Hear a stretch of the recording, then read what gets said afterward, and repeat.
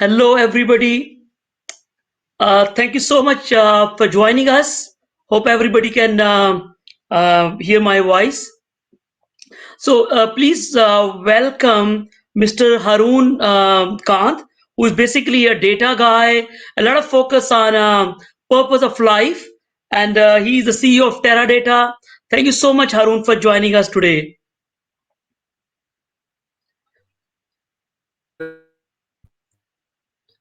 All right. Okay. Now, in addition, we have Mr. Fawad Ahmed, who is basically Chief Strategy and Chief Digital Transformation Officer in Unilever Pakistan, and he has diversified experience specifically in digital transformation and the strategy. Welcome on board, Fawad. Thank you, Ji Ali, and glad to be here. Thank you for the opportunity. Thank you. And we have Murtaza Halil with us, focusing mostly on insurance for the mobile. And he's the CEO of Bima company. I think a lot of youngsters in his under his leadership working in Lahore and in different parts of the country. Welcome, Murtaza, on board. Thank you. All right. So, in a couple of minutes of time, we'll be joined by Samiha as well.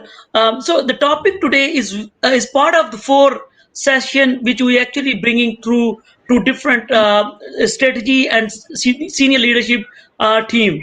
So, the idea is about the why it is important to revise the business strategy. That was the first step which we talked couple of weeks back, and then the second step was employees are different, employees are transitions during the post-COVID world, so it's important to understand the employee mindset as of now. So that was the second session which we had last week, where we got HR leadership team who talked about psychology side and the emotion side of the employees. This is the third part of the conversation, which is very close to my heart, and I think that is the gap within the industry, within the leadership thought process, that why this business strategy need to be embedded across all the levels. Because when we talk to a lot of senior leaders, we got different school of thought. Some people say why it is important to embed the strategy, why don't we keep it only to senior leadership team, why we cannot only cascade to the driving functions, not to the support departments. And the third school of thought is basically, if the KPIs are being delivered, we're able to generate the results, why there is a reason to embed the strategy. So this is a very hot topic, and I think all of the senior leaders has very diversified experience. So we'll go straight forward to the stories today. So we'll have two topics only. One is, please give us an example, a real life example, your own company or any other company which basically hasn't gone through a proper channel, they didn't embed the business strategy properly. What happened? Was they successful? Are they experienced some of the challenges? So I would like to start with the Fawad. Fawad, over to you for the point number one. Please give us an example directly with the story point. So thank you, Ali, and hopefully I'm audible. So I'll continue. So I represent, of course, Unilever Pakistan, and I've been with the organization for almost 15 years, and have been currently doing for the last 2 years a strategy and overall digital transformation role. And of course, this is a question which is very close to what I am doing as a day job, even. And so some of the examples that I would like to say, of course, I don't want to get into too much theory of why strategy is important, because I think that's something that Ali has already covered previously in different sessions. But the reality of life is that a strategy is always a reflection of your internal ambitions, capabilities, and the external reality. And it's always contextual. A strategy is never consistent. You've got to continue to tweak. Now, when I joined the organization, I remember the strategy creation and the embedding was the whole and sole responsibility of the senior leadership. And it was done in boardrooms, and it was designed, thought through in boardrooms, and actually your role as an employee, or both as an individual contributor or as a team leader, was to just deliver on that strategy. I think culturally also, some of those things have changed, especially in MNCs, because MNCs tend to take a very traditional view at times, big companies. But we've been inspired, or we've taken inspiration from a lot of the new age companies, where we've seen the moment you co-create and you bring the buy-in earlier on, it helps. Let me give you an example through telling you a story. Back in 2017 and 18, we started seeing signs in Pakistan of a lot of upheaval politically, and even economically, right? We were undergoing a political transition. Our economy was changing gears. And the mistake, I would say, that we made was that at that time, the strategy, because there was so much volatility, we made a very centralized strategy. The entire process was very extremely small, a small group of people getting a little bit of external view, but really the seasoned, very experienced people working and crafting that strategy. And what happened was, by the time we landed that strategy with the organization, and we usually do road shows and we do a lot of engagement from from the factory floor to the sales team to all the divisions and departments. In that time, because it was crafted in isolation of what the ground reality was, uh, by the time we were launching it and cascading it, a lot of the fundamental underlying assumptions had changed. And because there was no buy-in, so the first half of 2018 went really well on that strategy.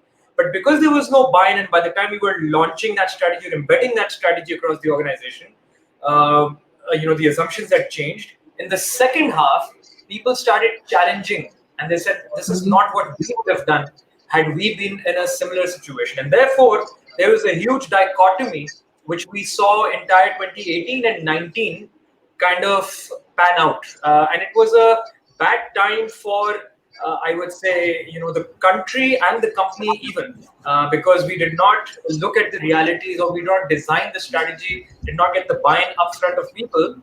Because in the strategy, always do remember one thing: you always ask people to prioritize, right? A good strategy is having fewer but bigger and very high impact, priorities.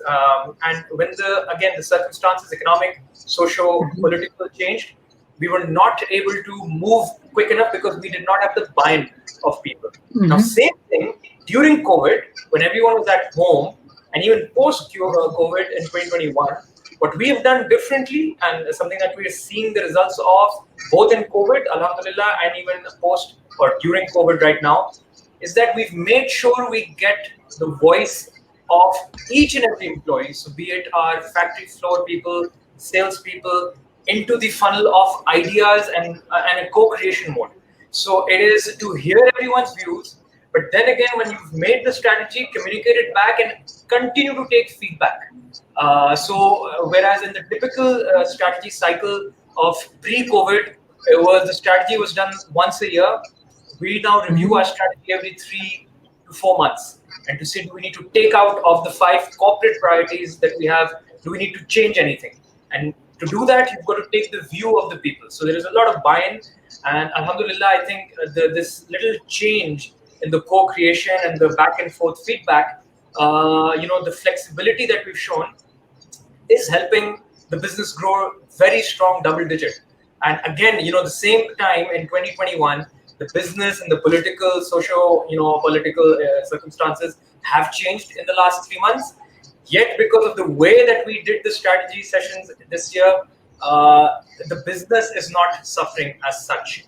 We continue to make those changes very quickly because we have a buy-in from the people. They're aligned on the strategic objective. They're also aligned on what and how they need to prioritize, because their voice is in the strategy. So that is a story that I wanted to share. 2017, 2018, same company, same brands, but a different approach used in 2020 and 2021, and the results kind of start to change. And that's the power of really embedding strategy in a very volatile, uncertain, and a complex world that we operate in. Oh, I mean, I think that's a good scenario you shared, Fawad. Thank you so much for sharing Unilever itself story and with the timeline. What happened without embedding the strategy and what exactly happened after embedding? Because a lot of people talk about KPIs, we achieved the results, but you specifically highlighted that this was the ROI of embedding the strategy. And I would just refer the research numbers. It says that 22% profit increase is a potential when you actually bring the inclusivity. So 22% like is a big number. Like if you're able to embed the strategy through inclusiveness, through employee ownership, that is a potential that's approximately one fifth of the total profit company earns. So I think that's a great opportunity. With that, please join me and welcome Ms. Samiha Zahid. She is basically CHRO and leading the marketing function in Mobilink Bank Private Limited. And thank you so much, Samiha. So we'll talk more about human, more about marketing together with support. Thank you so much, Samiha, for joining us. Thank you, Ali, for having me. All right. Okay. So, with that, the same question, I would now request Murtaza that please share me another example, local or global example, where you feel like a strategy wasn't embedded properly and what happened, what challenges company has faced accordingly. Thank you, Ali, and thanks for the invitation and the opportunity to come here and speak. So I think some of the things which my other colleague mentioned, they resonate with me as well. So I think feedback loop and the external environment affecting strategy is very important. With regard to Bima, I think there is definitely a story which I would like to tell. And Bima is a company which has grown drastically, especially during this year, despite the COVID impact. And as all my other esteemed guests know, that when you grow a company, that further has its own challenges. And when you grow it Mhm, drastically, that has its own challenges as well. The first challenge is that you've got a lot of new people, new faces, who probably don't understand the strategy as well as the individuals who've been in the organization for a time do. mhm, And that poses a twofold challenge. One is the understanding of the strategy of the company, which includes its context. Second is the culture of the company, because I mean culture and strategy in a way go hand in hand. You can't build, develop, and execute a strategy if the culture is not embedded or being effectively followed. So we felt initially that we had hired a number of new people, very capable and competent people from across different organizations, different backgrounds, and what we felt was that initially when we hired them, there was a there was quite a long time that we let pass between the hiring and the actual probably a session which we had to actually embed the strategy within them and to actually expose them to the clear culture of what Bima has to offer. And I experienced firsthand then, and so did the rest of the team, that there were certain disconnects which then we started feeling with the between the new people who had come in, their understanding of the culture, their understanding of the strategy and the context. So they didn't understand where Bima had come from, and the leaps and bounds which had been made from where it started and where it is, because the strategy was based on that context. mhm, So when we saw that, we immediately then decided that there needed to be an effective session where we would actually go have a discussion. It should be led right from the top. So I myself, along with the rest of the team, also led that session where we actually then uh, based the entire session on the five dysfunctions, the Patrick Lencioni model, where we mhm, went each and every strategy and created conflict on that, the healthy conflict amongst mhm, the management and the senior management team, and including the new people. We had those discussions. We put them down on different, chalked them down on different boards, and then we embedded their thoughts in within the strategy, and also that helped us to uncover some key questions which we then covered during that session. So not only did we make this strategy more inclusive, we also used their input to edit or modify the strategy, because we realized that from people, the strategy, when it's made by individuals who are within Bima, we would not be able to consider the factors which the new people coming in would actually bring with them. And once we Mm-hmm. did that, we came up with a more effective strategy. And once implemented, we saw a direct impact, not just on the employee motivation, but the way they were implementing things. There were new sales champions which were hired, sales leaders which were hired. They were more effective. We saw a 10 to 15% increase in productivity. We saw people more engaged in achieving their goals, and also people delegating more, because they understood that conflict and positive conflict was a way of Bima's culture, and part of Bima's values. And with that sort of environment, then everybody felt that they could actually have those discussions, have those conversations to enable them to make better strategies. So I would just, since you also asked maybe us to make certain pictures or something, so I would like to probably share, just take 2 minutes with your permission, some pictures of that session, which will actually allow us to maybe, I think, Yeah, view it it. will definitely help us to get better perspective. Yeah. Uh, Yeah. I, So I hope you can see this collage of pictures. okay, I'm adding it. Yeah. Yeah. So what we saw, I mean, what you're seeing here is, I mean, it seems like one session, but actually Mhm. we enabled. I mean, this is the entire team working not just on the values, looking at what they were, how they impacted us, but then also looking at how we make the strategy. So this is me actually working with the team on Mhm. how we should effectively edit or modify those strategies, or how we can actually answer their questions and make them part of the process. And by the end of the time, we had actually then jotted down those priorities. And this is a five dysfunctions model, which you also use to, to encourage a culture of conflict, to prepare them for the fact that they need to discuss these priorities and these strategies to be closer to the overall Bima's strategy. So I think this is just a way that I wanted to share with all of you, that I personally and the team saw the sort of change that this has, and we're having another session next week, because it's just not one time; it has to be a continuous process.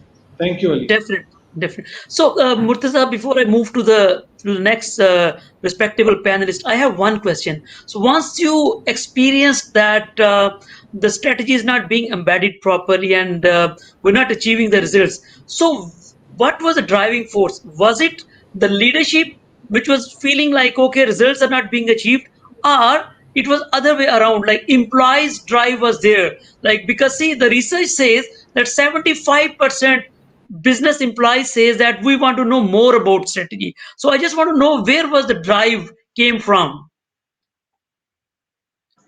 Okay, I think both, because as a leader, one needs to recognize, one needs to have a pulse on their people, right? So you get a feeling when Hmm. you talk to individuals over lunches, over meetings, personal conversations, that something is amiss, that Hmm. people are not understanding the strategy clearly, or Hmm. they're not fully, they don't fully believe in it, for example, in some cases, where they don't understand it. Hmm. And then you also start seeing obviously some impact on performance. So that is Hmm. when I think the job of a leader is to actually, once they get that feedback, they need to definitely then pay attention to it and put in the factors and put in the effort to actually change the results around. So that's what we did. We got that, tapped that from the trenches, got that understanding, and then we delivered on a new strategy plan to actually embed it within the culture and within the team. I think you repeatedly use the word culture together with strategy. I think all of the senior leaders will echo here the famous quote, "The culture eats strategy as a breakfast." So I think that is a clear example where you have made sure that the strategy and culture goes hand in hand. I think that's a very good learning for the audience who have joined us today. So before I go to Haroon, I would request people who have joined the session, please feel free to put your comments in the comment section, or raise any question regarding, like, if we're not able to embed the strategy, what will happen, or if you have a specific question to Fawad or Murtaza, please feel free to put it in the comments box. So now, Haroon, I think we have a lot of conversation, Haroon and myself, on the strategy, on during coffees and the breaks. Sir, it would be great to hear your perspective and the story, that if the company hasn't embedded this strategy properly, what challenges is expected?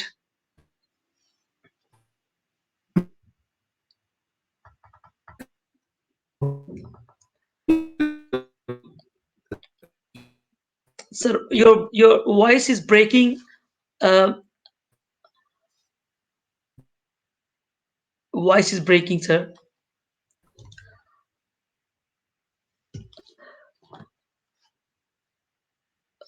We cannot hear you, Arun. I think there's some challenge with the internet connection, I believe.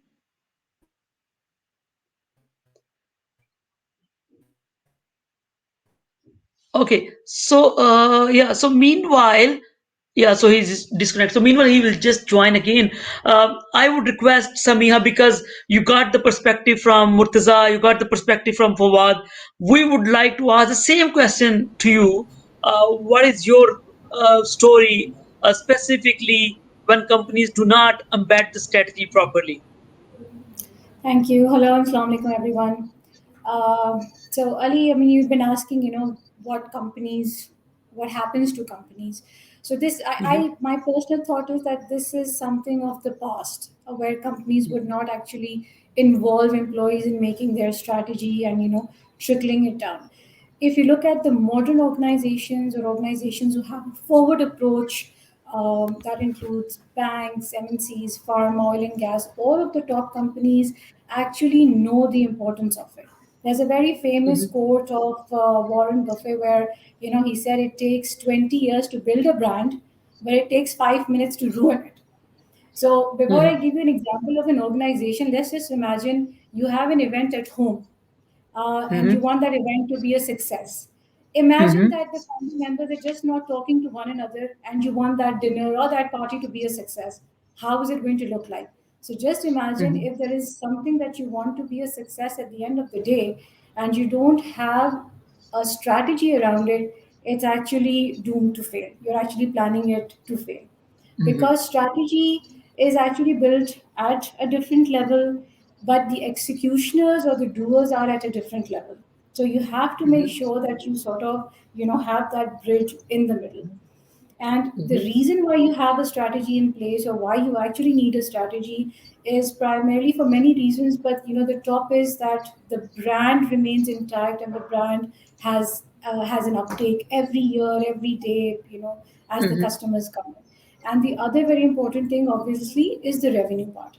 Now, when we say that the doers are the people, how do you sort of neglect them and don't tell them what to do and how to do? So the mm-hmm, what part is the strategy. The business mm-hmm, that microfinance bank is in, the what part and the how part is extremely important, because we deal with public money. It's mm-hmm, public money coming in, public money going out. So what and how is absolutely important for us. And as a compliance driven organization, the how part takes a lot of time, energy, and effort. Where we ensure the compliance is taken care of, the frauds are not being done.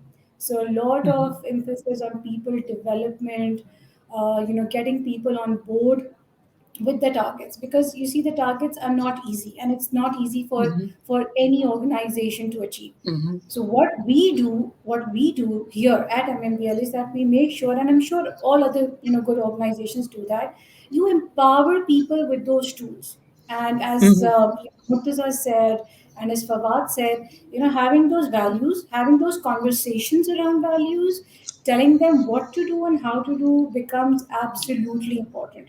And it's not a one time drive or a one occasion that you do in December because your targets are in Jan.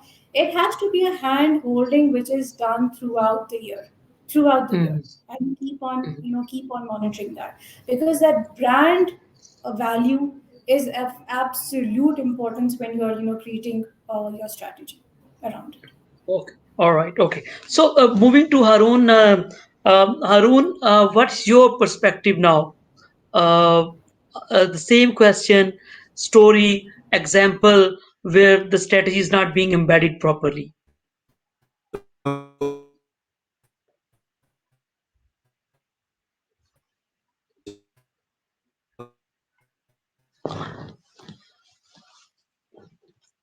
I think technology is not supporting today, Harun.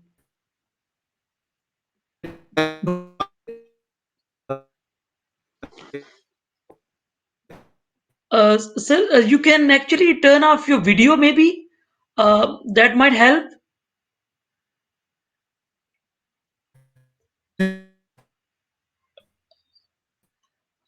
Harun, we cannot hear you. Can you try to just turn off the video for a while?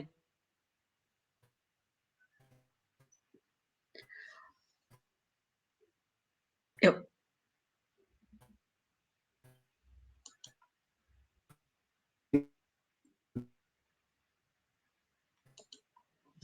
I think some challenge with the internet, and we might need to see if Harun can rejoin and check whether.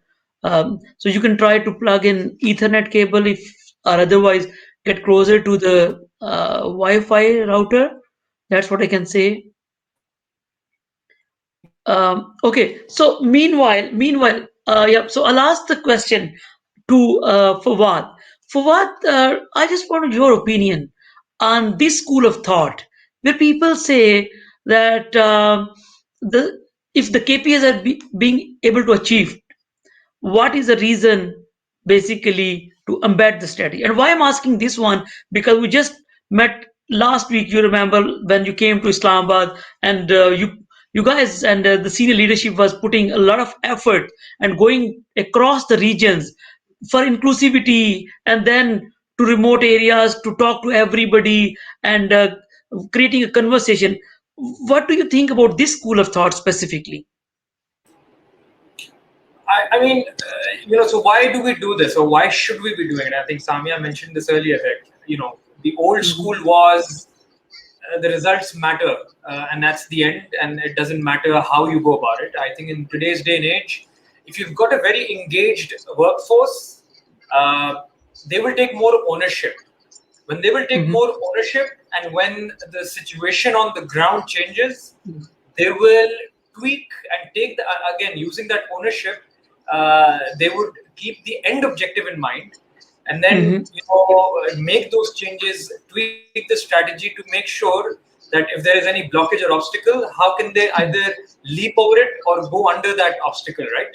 And that's really why I think it's important, the way we want to do this, why we want to build multi-stakeholder engagement or multi-stakeholder co-creation, is so that everyone has equal stake. It is not just that the senior person has stake, and because one person, the study should never be dependent on one person, because the entire organization, and like I said, individual contributors and teams, both the elements in any organization, if they're working in rhythm, they are in sync, they're engaged, they will drive more ownership, and therefore you will not have to hold their hands, you will not have to always micromanage them. They will do things on their own, as long as you create a framework for them where you've outlined the priorities, what is it that's sacrosanct, that you cannot compromise on, which usually are your values, your ethics, and certain things in business performance.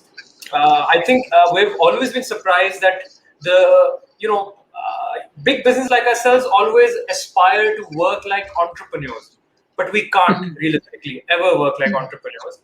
But we can work like entrepreneurs.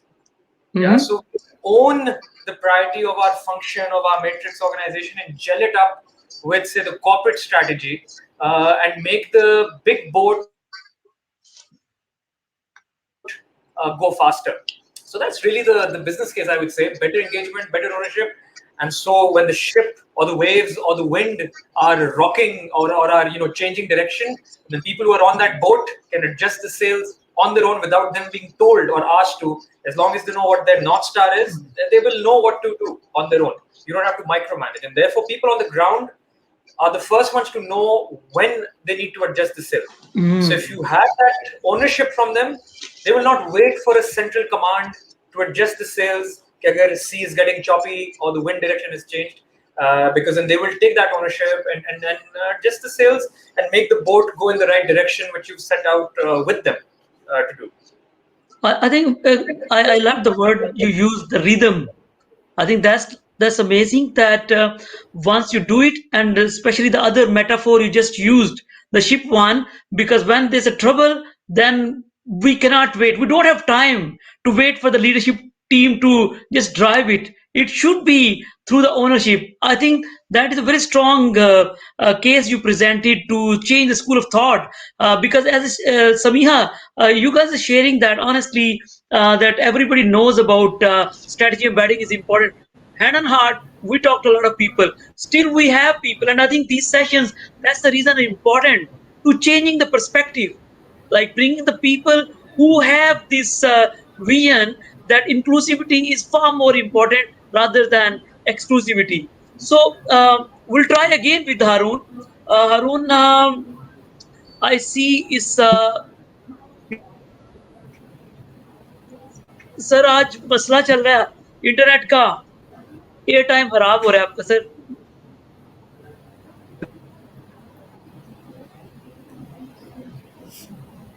I noticed there is some jealousy from internet because once somebody else is speaking, we can see him little bit moving. But as soon as his spotlight, suddenly everything get freeze. So I think some external powers are doing something.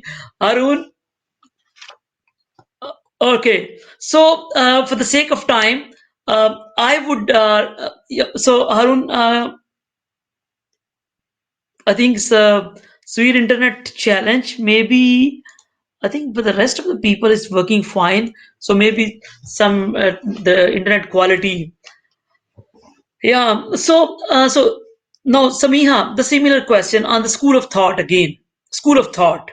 Some people again says that the strategy embedding should remain until the senior leadership team only.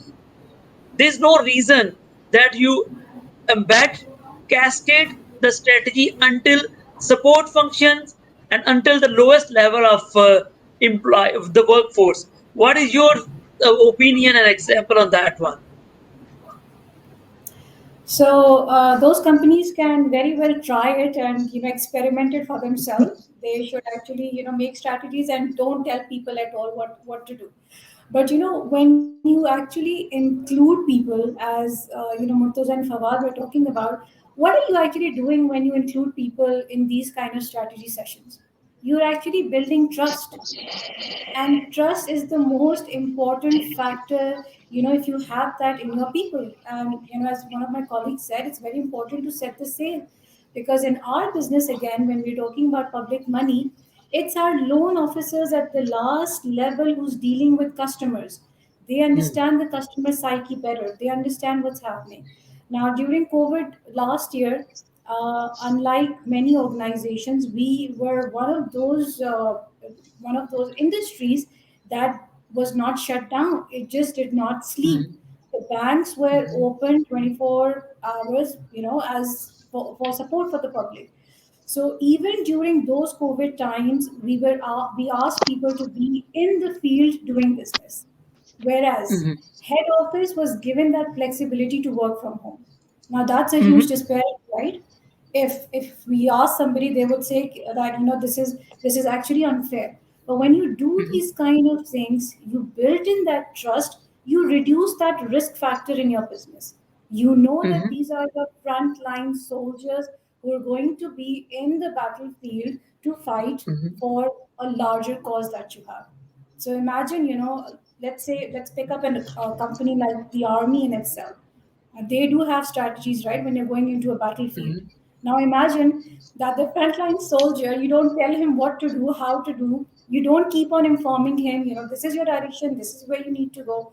So it's just impossible without not having people's trust and bringing them on board as to for a larger cause for what we actually Hmm. need to do. But, it's absolutely important. You reduce your risk by doing so. Okay, good. So since we have Harun, I think now he has shifted to mobile. Sorry, Harun, for the inconvenience. Can Really, you hear me first? Let's. yeah, we Can can you hear hear me? you. So first of all, you need to investigate. We all of us has, we're creating some controversy for you. Like whenever somebody else is talking, so we can see you properly. You're moving, your head is moving. But the movement where you get the spotlight, suddenly everything get free. So please, you can data driven some kind of study you can actually execute accordingly. So over to you, Harun, on that one. Your perspective, please. Oh no. You spoke too soon. Oh, I mean, that controversy is too, like, going to right actually.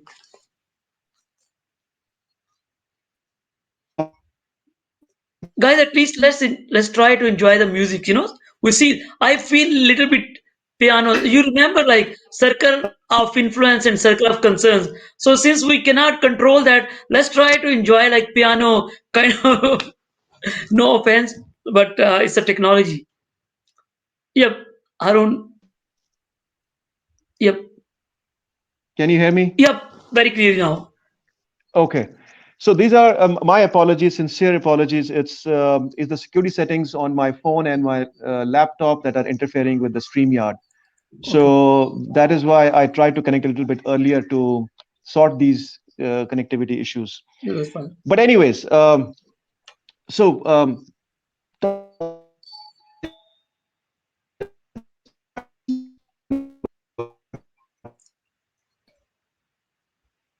of how the strategy needs to be embedded within the workforce. And I like this analogy of the soldiers, even though we do kind of get criticized that in our analogies, there are a lot of soldiers and policemen and army and security that comes up and pops up. But I think that's how it is. So you see, when we talk about strategy, and I'll give an example of my own company. I don't think we should be shying away from Mm.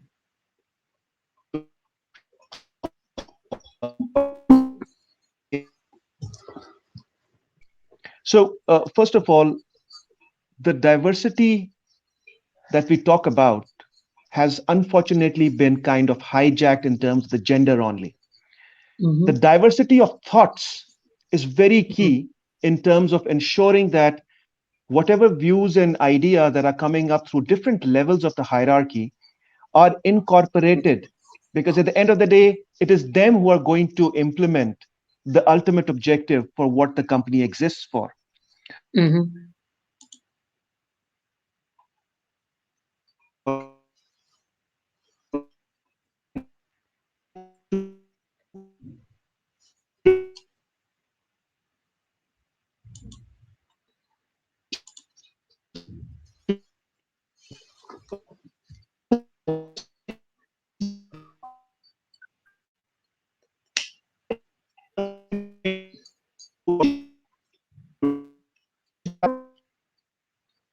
Arun, voice is breaking. I'm sorry. I think the thought process was really interesting, and all of us would love to hear the perspective, like diversity of thoughts. I think that's a very good perspective, a very different perspective, because when we talk about D&I, we always talk about gender diversity. I think all of us were craving to hear what Harun had to say. I mean, let's wait. He's trying his best. I think. Let's see once he joined again.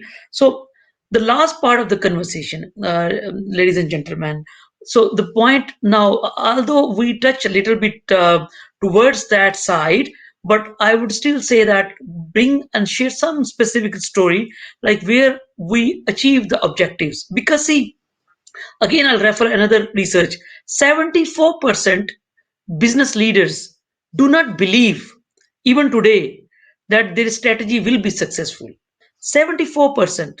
And I think there can be multiple factors which we can have a debate, like lack of inclusivity, or are the projects not realistic. There could be any reason, but of course you will believe that inclusivity and the employee ownership, one of the strongest reason why they don't believe that it will be successful. So just let's turn the table, share something where, like for example, companies did that and they achieved something extraordinary.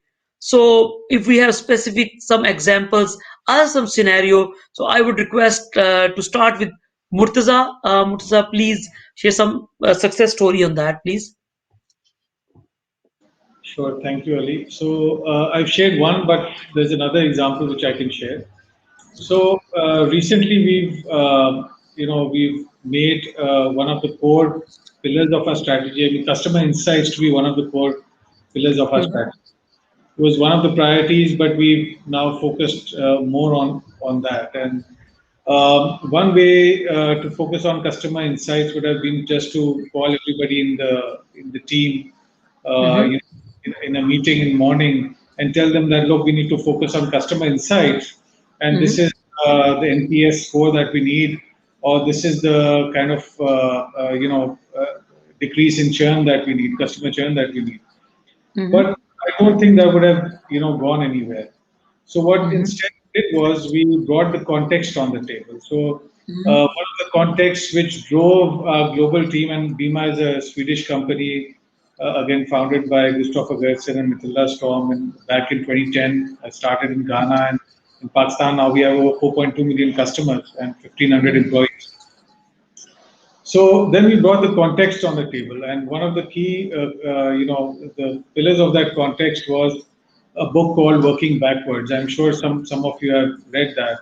It's on the story of Amazon and how they put the customer first and work backwards on that. Like even for example, launching a product, they would actually launch press release first internally, see what they were actually offering the customers, and then mhm, work backwards to the actual product, right? mhm, And so what we did was we bought a number of copies of that book. We gave it to the senior management team, my management team as well.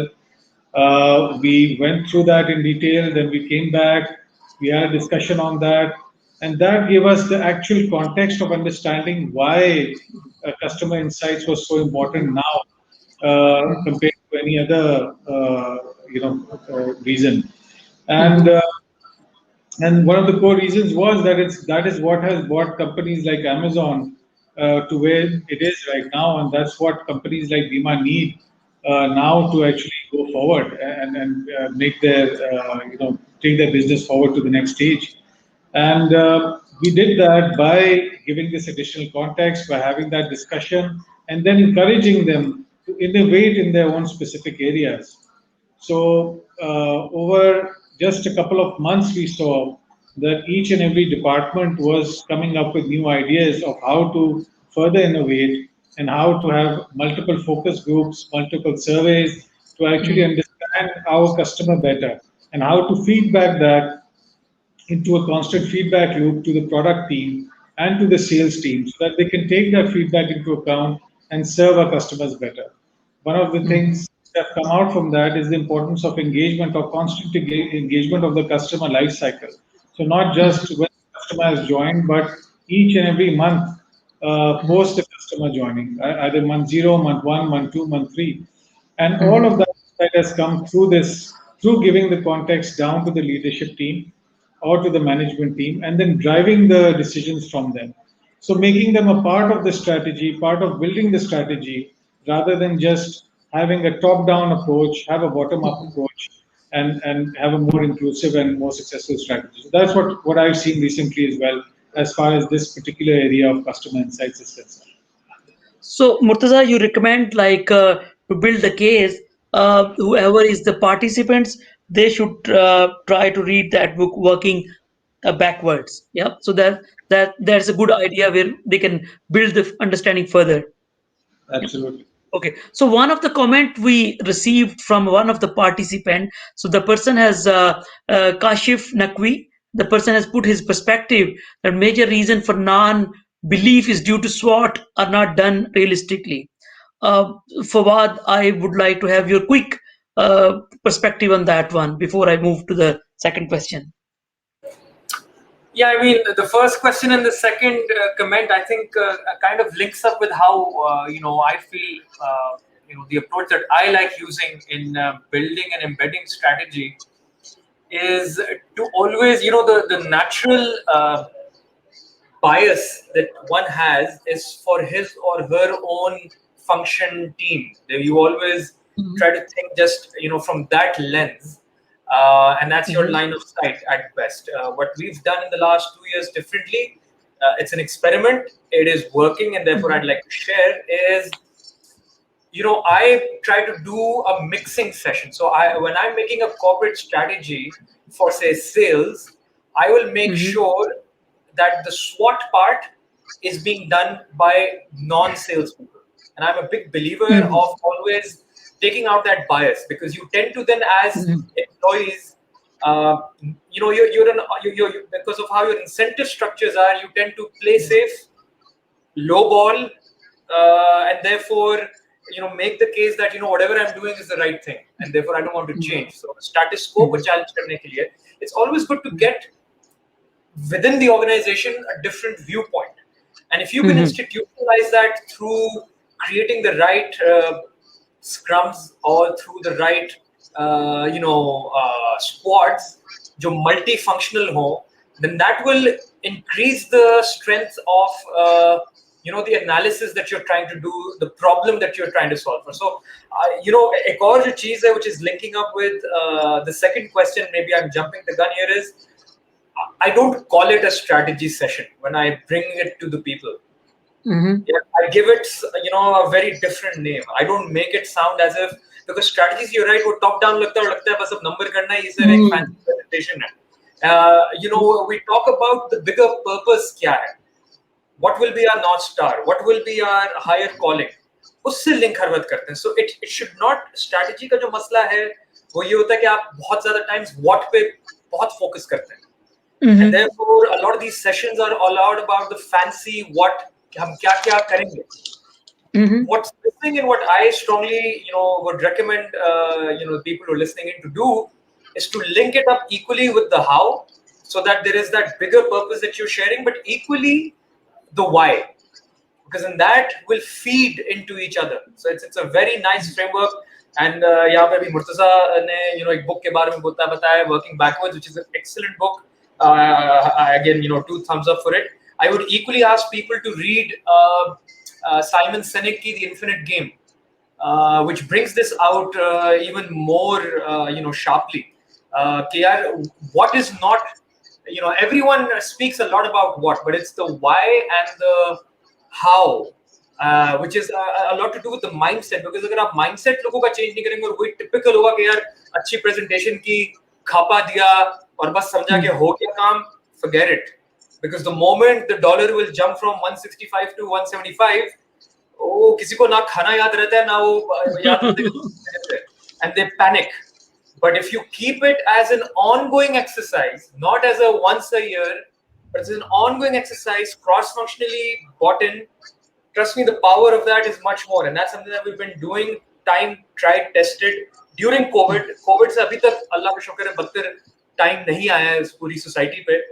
Mhm. But उसके अंदर भी जब हमने ये वाली approaches इस्तेमाल की, to think of the consumer, working backwards, thinking of this as an infinite game, not as a time-bound thing, and linking it with the why and the how, I think the answers जो यहाँ पे निकल कर आ रहे हैं, you will be able to find the questions जो यहाँ पे निकल कर आ रहे हैं, उसके answers you will be able to find very well, because you will get that mindset shift. So it's not just about top down, it is everyone needs to be on the same page, and everyone Mhm. needs to do their part to move the ship, like I say, in the right direction, with the right speed and direction. So it's all about velocity in today's day and age, right? It's not just about speed, it's not just about direction, it's a combination. And Yep. so that's something that you will only do, again, multi-stakeholder engagement, and not calling it strategy and not doing once a year, but a very fluid process, which is always you're challenging. आप different roles define कर सकते हैं. You know, the way that I did it, and I'm sorry I'm taking time, is that for everyone आप nominate करें लोगों को कि यार आपका काम ही सिर्फ है challenge करना इस strategy को जो ये senior leader लेकर आया. And so in a session that I met you on in Islamabad, a very junior person was given the role to challenge a senior leader. But that's a culture thing, right? Which is something that Samia spoke about. Culturally, that those changes need to happen, where a junior person does not consider about the hierarchy, has the psychological safety to challenge someone. Given usko role diya gaya to challenge the strategy. एक को कहा जाता है नहीं यार build करो, add what is it that is missing in this strategy. दूसरे को रोल दिया जाता है फ्रॉम अनदर फंक्शन कि प्लीज इसको कनेक्ट करो अपनी स्ट्रेटजी के साथ. इज इट मेकिंग सेंस और not? And so therefore the people start, when they start doing this, when you give them the opportunity to do this, and they do this as part of a scrum or a squad or a tribe or whatever agile आपने techniques आपने इस्तेमाल करनी, because there are techniques to do this, you start to build that momentum. Now it takes time to do this, but if you can get it done, I'm not saying we have done it and we've cracked it. We're on that journey. It will always be a journey. And techniques will come and go, they'll get refreshed. But I think, again, if you, at the end of the day, you keep what Harun was talking about, what does the company stand for? Why are we here? And how do we want to, define our own success, or what will be our legacy? Those things, if they're widespread, the embedding and the concerns the logo ke on the chat will be taken into account.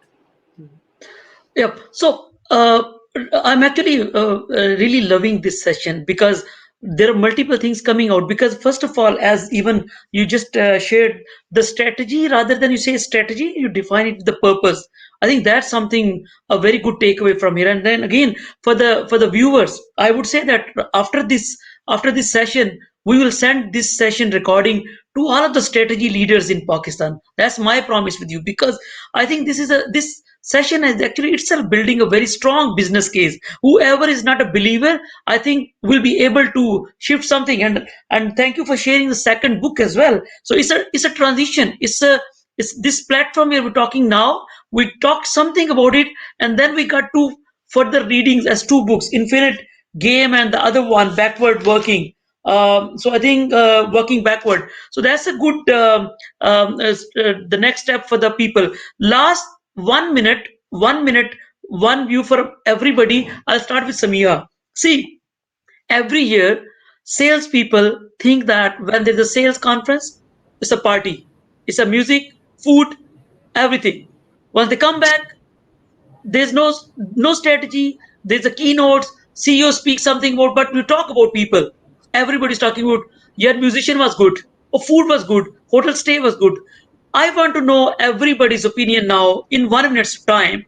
That how do you see and what do you recommend that this year's sales conference in 2021, which might be starting from November till March next year, because everybody is redesigning their strategy. If they're not, they are already doing it. So what kind of sales conference you recommend people to consider this time? All right. So our sales conference does not have a role in music. We have that after the year has ended and we have actually achieved our target. So that's a time for celebration for us. So our sales conferences are like really serious, and it's a very hard reality that they go through. I just also want to make one more point, and it's actually like a confession that you see targets are top driven, and obviously the stakeholders are part of it, the board, the CEO, and as one of the comment came that the SWOT is not done. So the targets are set from the top, and sometimes yes, they're very uphill kind of targets. But you see, that is when HR, business, and all of the other departments come into play, because then we make plans which are fluid.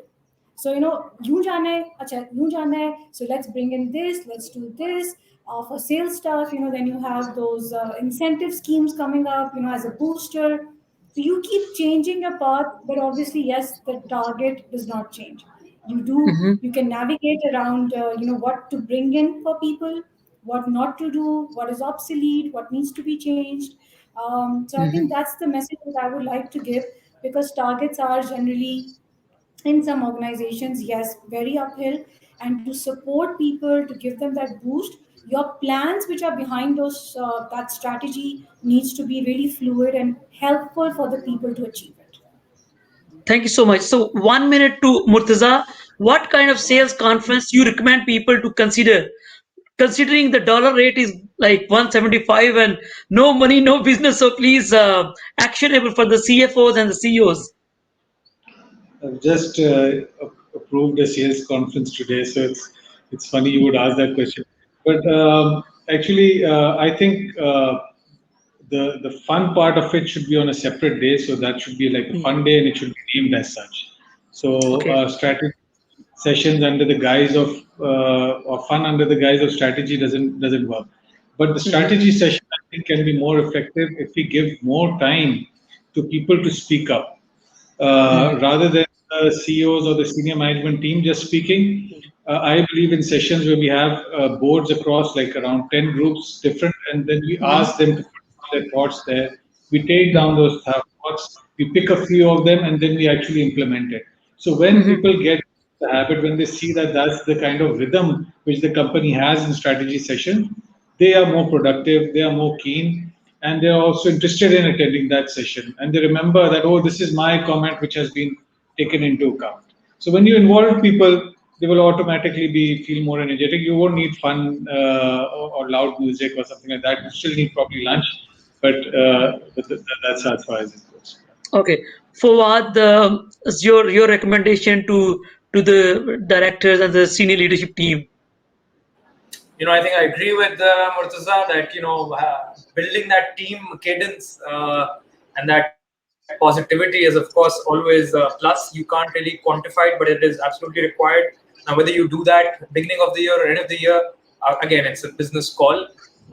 But what we've seen is if you want to celebrate, it's always good to kind of link that up with performance and let them do whatever they want to do. Don't mix pleasure and work too much. But if you really want to get serious, then don't do these big events because, again, then they become one way. Hmm. Create a mechanism where if you want work from them, if you want to hear their voice, make them into Hmm. smaller groups. I mean, the Hmm. rule is always not don't have more than 10 people in a team. 10 is even a lot. Hmm. And how you then design it is up to you. And you could create sprints around it, small engagements, but more frequent, I think goes a long way. So I'm never against a sales conference, but I say don't expect strategy in a sales conference. A strategy piece is always should be kept aside.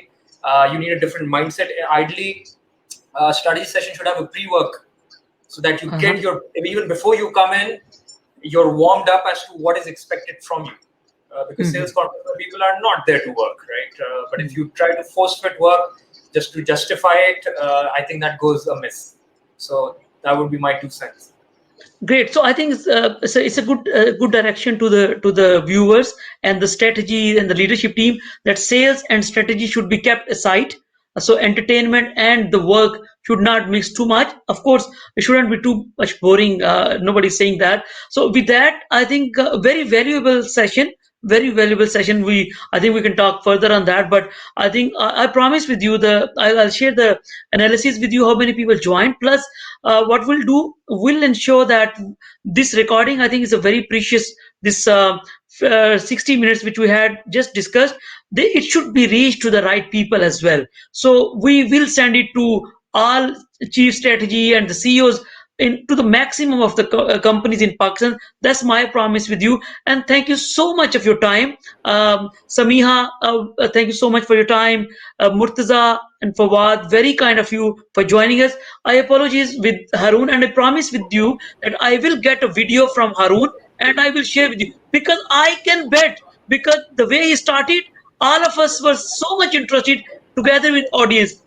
I will try to embed that video here separately because that's important. His view was very important. So with that, Thank you so much. And we will have, ladies and gentlemen, the fourth session, which is the next week, Thursday. So, where we'll talk about how to embed the strategy. I think you guys would also, try to join that session. There, I will be talking together with Mark Carter from Australia. So, we'll be talking about the methodologies, how to build the inclusivity. So, that is the session where it comes how apart. So, the people who need support, that okay, we want to embed the strategy, but what to do? Like, it should be through email, through like bringing the people. So that will be hardcore conversation specifically on the methods, different activities, and there'll be a lot of experiments in that. We welcome everybody to be part of that fourth session. So that will conclude our fourth step journey. Once again, thank you so much, and looking forward to interact further. Thank you, gentlemen. Thank you so much. Thank you all. Thank you so much.